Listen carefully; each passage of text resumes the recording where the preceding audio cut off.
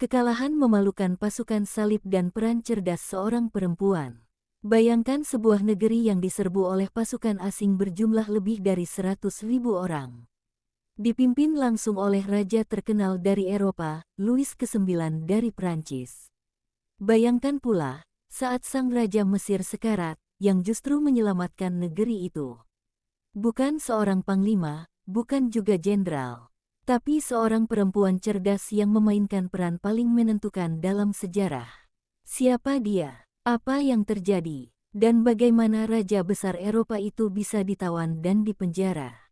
Kisah ini adalah bagian dari sejarah besar Islam yang penuh strategi, pengorbanan, dan kejutan tak terduga. Simak baik-baik karena cerita ini bisa mengubah cara kita melihat peran perempuan dalam sejarah Islam. Pada masa itu, negeri Mesir sedang berada dalam ancaman besar. Pasukan salib dari Eropa datang dengan kekuatan besar, lebih dari 100.000 pasukan.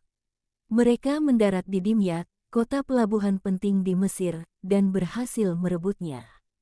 Pimpinan mereka bukan sembarang orang, tapi Raja Louis ke-9 dari Prancis. Sementara itu, Sultan Solih, penguasa Mesir, sedang berada dalam keadaan sakit keras di kota Mansuroh. Melihat kondisi yang gawat, istrinya yang bernama Syajaratut Dur tidak tinggal diam.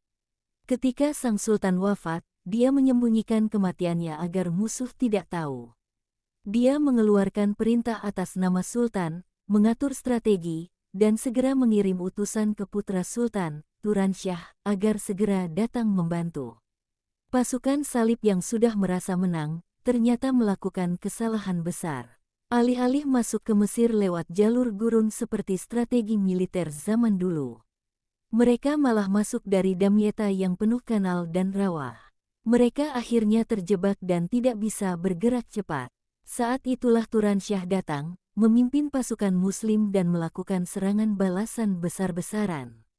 Pertempuran sengit terjadi di kota Mansuroh.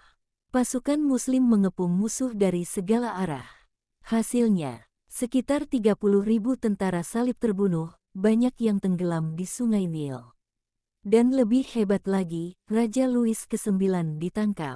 Ia dipenjara di sebuah rumah di Mansuroh yang bernama Darlukman. Agar bisa pulang ke negerinya, Raja Louis ke-9 harus menebus dirinya dengan membayar 100.000 dinar emas. Ia pun akhirnya dibebaskan dan kembali ke negerinya dalam kehinaan. Tapi kisah belum selesai. Saat Turansyah naik tahta, justru dia bertindak arogan kepada para tentara Mamluk, orang-orang yang dulu sangat setia